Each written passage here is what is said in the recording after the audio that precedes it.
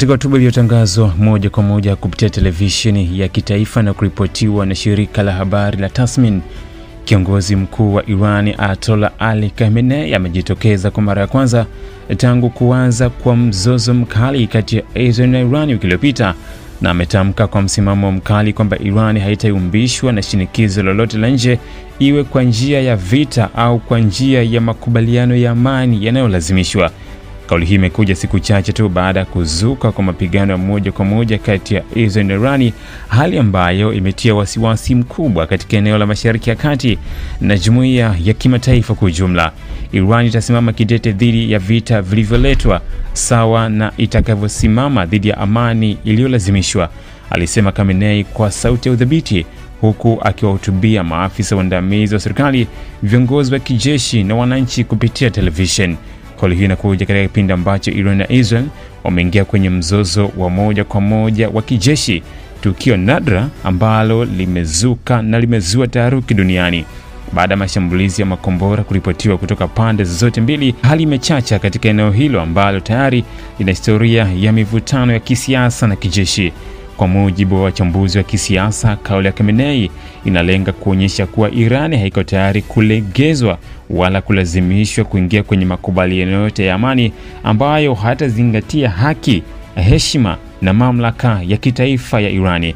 Wale wanaojua Irani na historia yake wanajua kuwa Wairani hawajibu vyema kwa lugha ya vitisho, aliongeza Khamenei, akiashiria msimamo wake mkali dhidi ya matamshi ya kiongozi wa Marekani Donald Trump. Khamenei aliendeleza hoja zake kwa kukumbusha dunia juu ya historia ya Irani katika kukabiliana na maadui wa nje na kuhimili mashinikizo ya kimataifa. Tangu mapinduzi ya Kiislamu mwaka 1979, Iran imekuwa ikijitambulisha kama taifa linalojitegemea na linalopinga vikali uingiliaji wa kigeni, hasa kutoka Marekani na washirika wake. Msimamo huu ni mwendelezo wa falsafa za mukwama, yani upinzani wa kimkakati dhidi ya kila ambacho Iran inakiona kuwa ni dhulma na ukandamizaji kutoka mataifa ya Magharibi na Israel.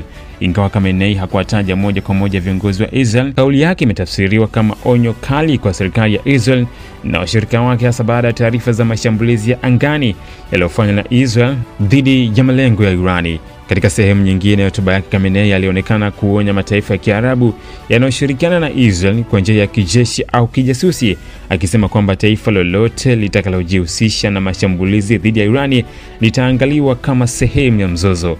Wakati hali ya mzozo inazidi kukua, jumuiya ya kimataifa ikiwemo Umoja wa Mataifa, Jumuiya ya Ulaya na mataifa ya Kiarabu yameanza kutoa wito wa haraka kwa pande zote kurejea kwenye meza mazungumzo na kuepuka vita kamili vinavyoweza kuathiri amani ya dunia nzima. Hata hivyo, kauli ya Khamenei inaonekana wazi kuwa Irani haitakubali kufuata masharti yoyote ya amani yanayowekwa na mataifa ya kigeni bila kuzingatia maslahi ya taifa hilo. Kauli ya kiongozi huyu ni ya mkazo mkubwa, yenye kutuma ujumbe kwa maadui wa Irani kwamba taifa hilo halitakubali kushinikizwa kwa vitisho wala kwa ahadi za amani zisizo na msingi wa haki. Wakati vita vya moja kwa moja vikiendelea kati ya Iran na Israel, dunia inasubiri kwa wasiwasi kuona iwapo busara za kidiplomasia zinaweza kutumika kuzima moto wa mzozo huu mkubwa, au iwapo Mashariki ya Kati itaingia kwenye sura mpya ya vita vya wazi. Ili kuwa mwanafamilia bora wa Global TV, usisahau kusubscribe, like, kushare na kucomment. Baada ya kusubscribe, bonyeza alama ya kengele ili kupata taarifa kwa kila video inayopanda Global TV Online.